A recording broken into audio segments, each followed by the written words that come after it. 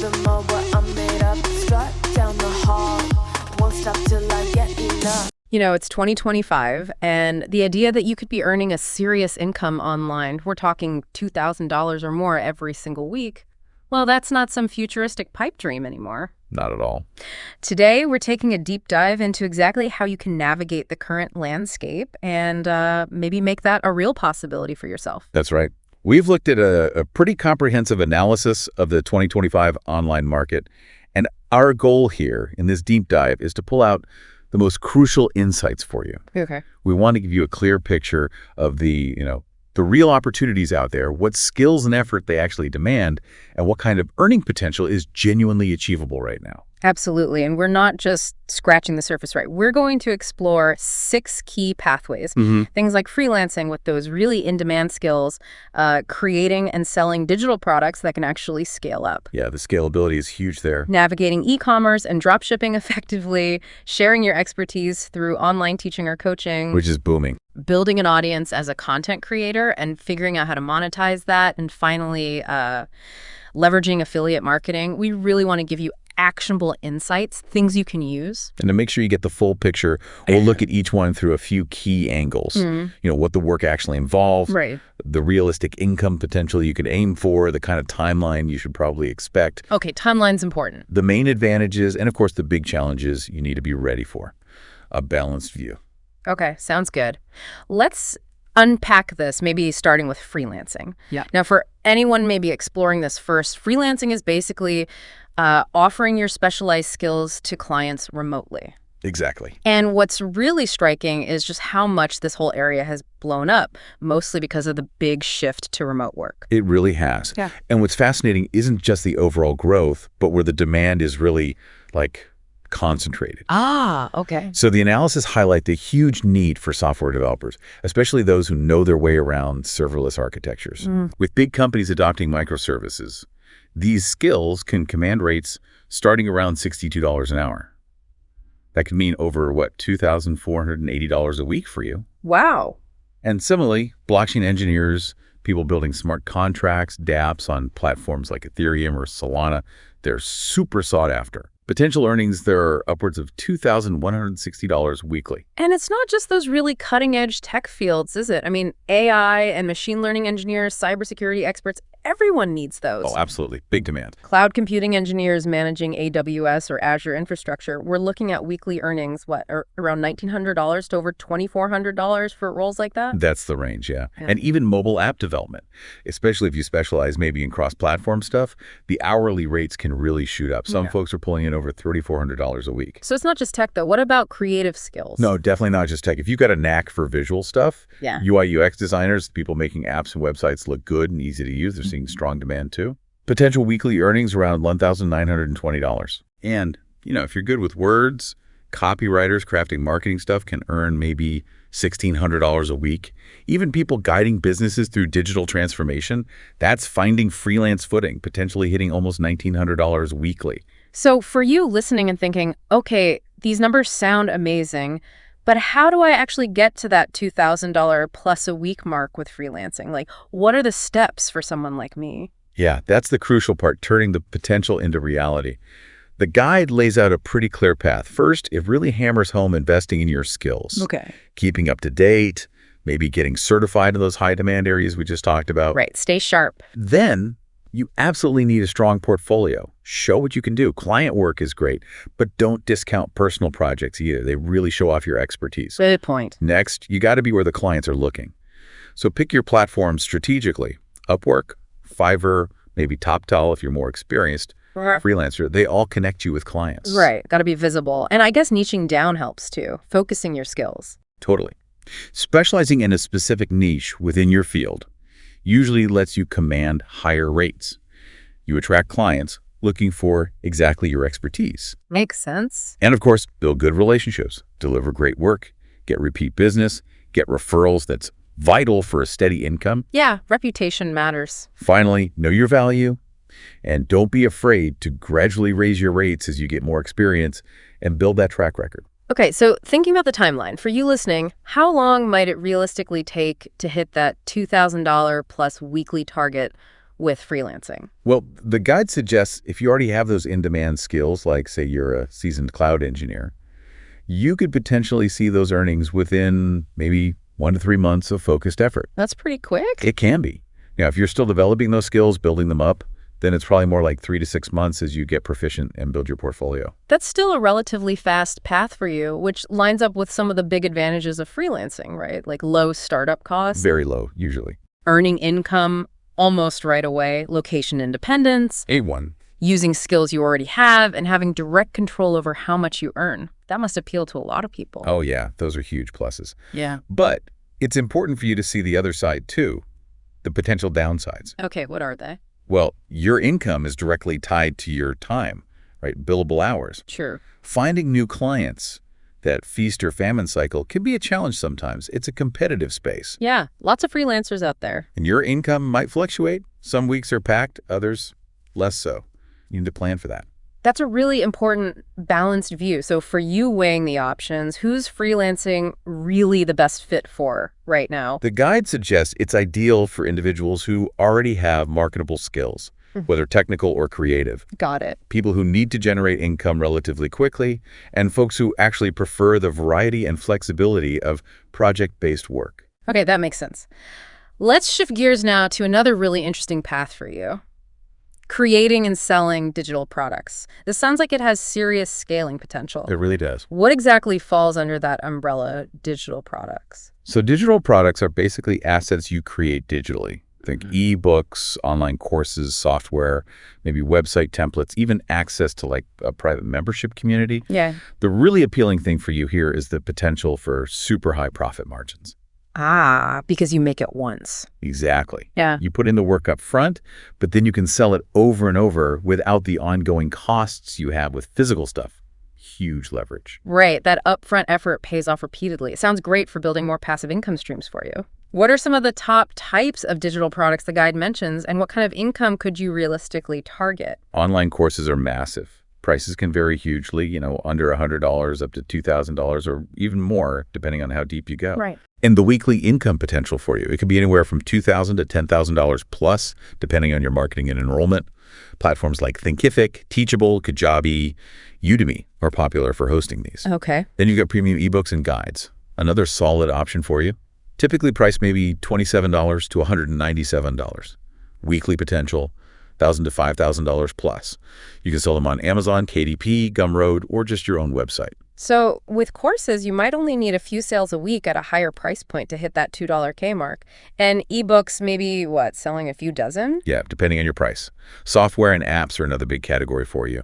Various pricing subscriptions, one-time fees. The weekly income potential here can be really substantial, like $2,000 to $20,000 or more if your software catches on. Wow. Then there are templates and digital assets, website themes, design templates, stock photos, often sell for $15 to $200.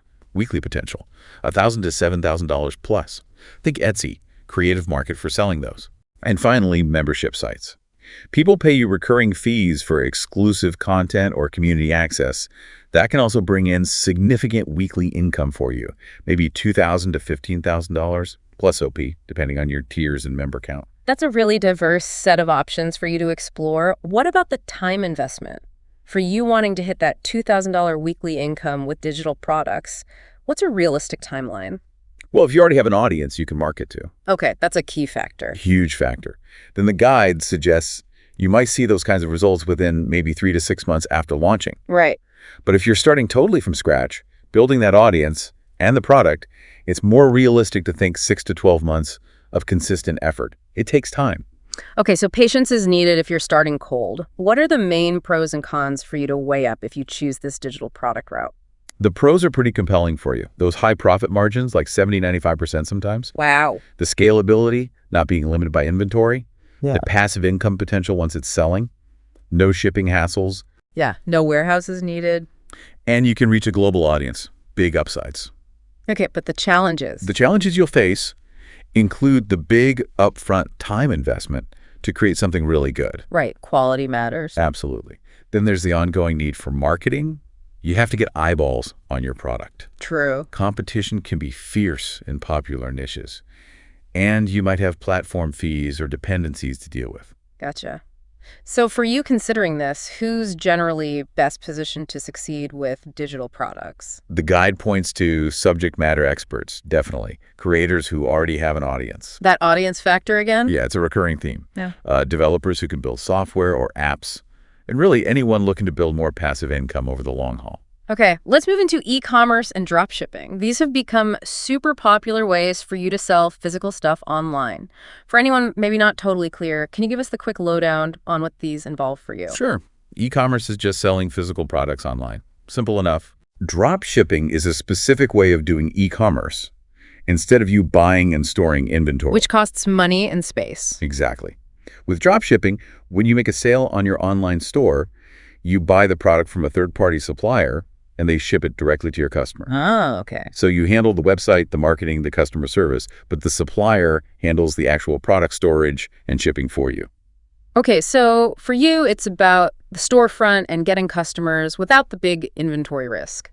What kind of income potential does the guide show for you at different experience levels here? It breaks it down nicely for you. Beginners, maybe in the first 3-6 months, might aim for around $5,000 in monthly sales. That could translate to about $1,500 net profit per month, so roughly 375 weights a week for you. Okay, starting point. Intermediate sellers, maybe 6-12 months in, could see $25,000 in monthly sales, netting around $6,000 profit, which is $1,500 weekly for you. Getting closer to that target. And advanced sellers, usually after 12+ months of optimizing, might hit $100,000 in monthly sales. That could mean $25,000 net profit a month, or over $6,250 per week for you. Wow, that's a significant growth potential for you over time. What are the absolute crucial factors for success in e-com or dropshipping? Several key things for you to focus on. Number 1, profitable niche selection. Always comes back to the niche. Always. You need products with good demand, but maybe not insane competition where people are willing to pay a decent price. The guide even mentions growing markets like fashion. Right. Then effective pricing strategies. Right. Got to figure out how to price for profit, considering value, costs, competitors. Catch us guessing. Definitely not. Yeah.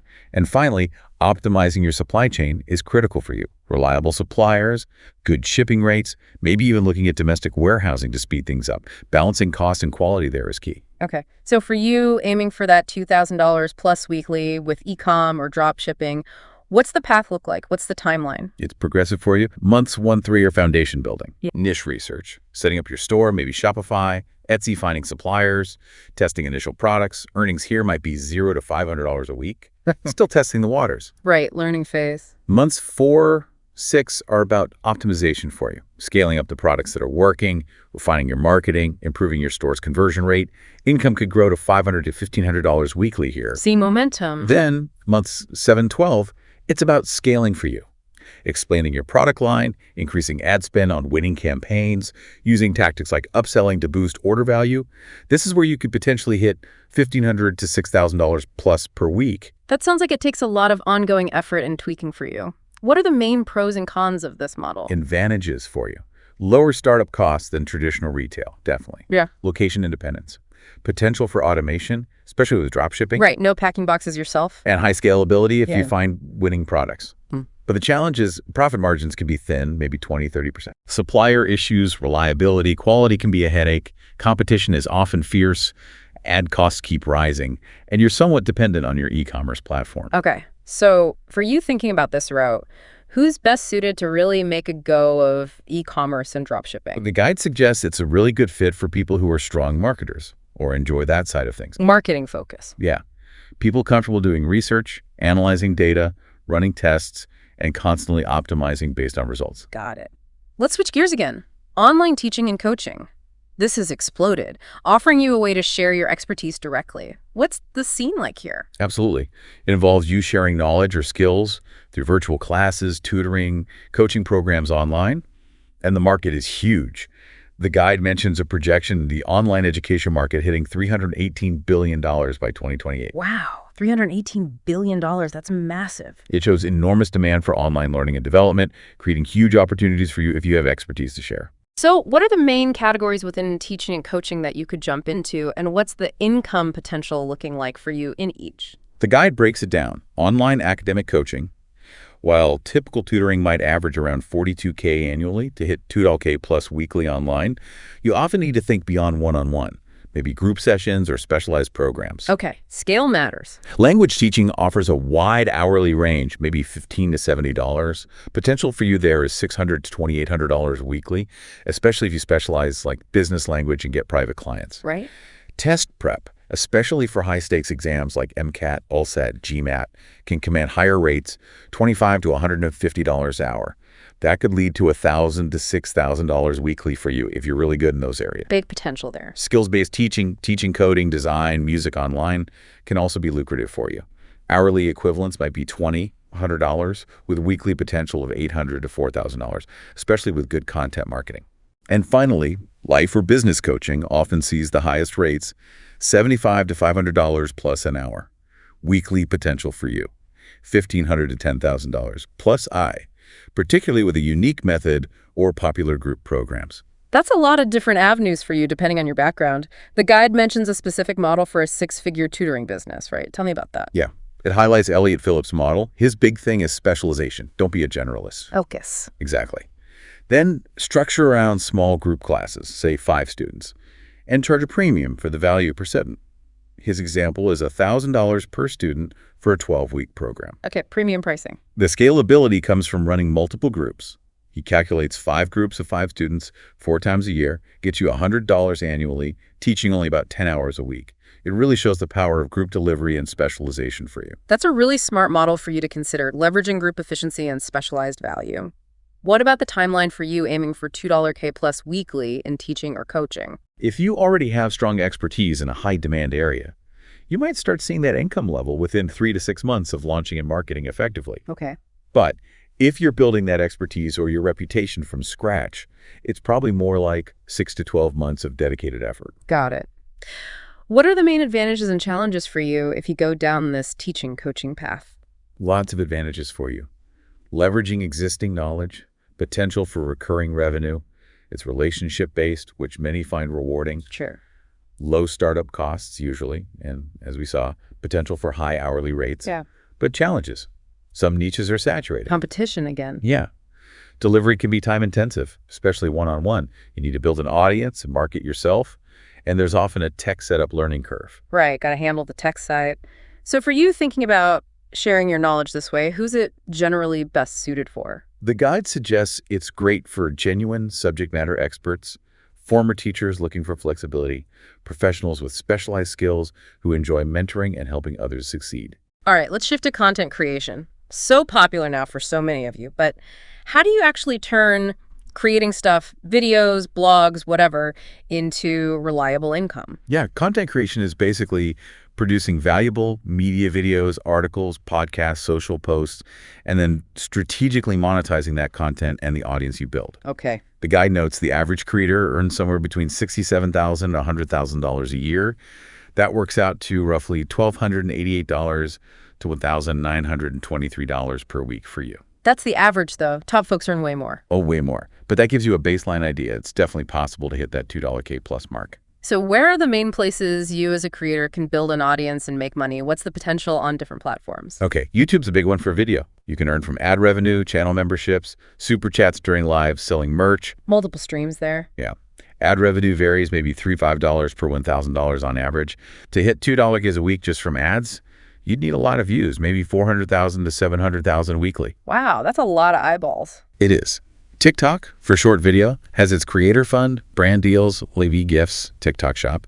Weekly income there can range wildly, $200 to $5,000 plus on, depending on virality and brand deals. Okay. Instagram, very visual. Money comes from brand partnerships, affiliate marketing, its shopping features. Sponsored posts might fetch $200 to $2,000 plus on, depending on your reach. Weekly potential, $500 to $10,000 plus on. Right. And if you like writing, blogging, or newsletters can work. Monetize with ads, affiliate links, sponsored content, subscriptions. Ad rates are maybe $10, $30 plus per 1,000 page views. So for $2K weekly from ads, you might need 70,000 to 200,000 weekly page views. So across the board, building that substantial, engaged audience is job number one for you before the big money comes in. Absolutely fundamental. Audience first, usually. What are the top ways successful creators actually monetize that audience? Several key strategies for you. Brand sponsorships are huge. Collaborating with brands for payment, high profit margins there. Right, you're selling access to your audience. Exactly. Selling your own digital products, courses, ebooks related to your content also has great margins. Ties back to what we discussed earlier. Memberships or subscriptions for exclusive content or perks offer stable, recurring income for you. Predictable income. Nice. And affiliate marketing earning commissions by recommending relevant products in your content.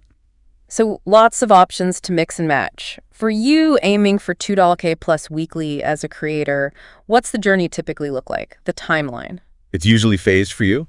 Months 1-3 foundation. Okay. Choosing your niche, platform, setting a content schedule, starting to build that initial audience. Earnings might be $500 weekly. Very early days. Right. Months 4 to 6. Growth, optimizing for algorithms, trying out 3-4 monetization methods, building an email list. Income might climb to $500, $1,500 weekly. Seeing progress. Months 7, 12, and beyond. Scaling, Yeah. adding more revenue streams, automating where possible, maybe developing premium offerings. This is where you can start hitting $1,500 to $4,000 plus weekly. What are the big upsides and downsides for you if you choose the content creator life? Upsides for you: multiple potential income streams, building a personal brand, long-term growth potential, creative satisfaction, location freedom. Sounds good. Downsides: monetization often takes time, maybe months or longer. You're reliant on platforms and their algorithms. Which can change without warning. Exactly. Yeah. Constant demand for fresh, quality content. Algorithm shifts can hurt visibility and income. And you need to be comfortable with some level of public visibility. Right. You're putting yourself out there. So for you, with that creative drive, who's this path best for? The guide suggests it's ideal for creative folks comfortable with being somewhat public, who are self-starters willing to produce consistently, and interested in building a personal brand or media business. Okay, last main area, affiliate marketing. Another really popular way for you to earn online, basically leveraging other people's products. How does it work fundamentally, and what's the potential income? So affiliate marketing means you promote products or services from other companies. You use special tracking links. Affiliate links. Right. When someone clicks your link and buys something or signs up, you earn a commission. The guide says the average affiliate marketer makes around $8,000 a month, which is about $2,000 a week for you. But again, that's an average. I bet it varies wildly depending on experience and effort. Oh, massively. The guide breaks it down for you. Beginners, first 3-12 months, might make $1,000 monthly, so $250 weekly for you. That's about 20% of affiliates. Okay. Intermediate folks, 1 to 2 years, earn $1K, $10K monthly, or $250, $2,500 weekly for you.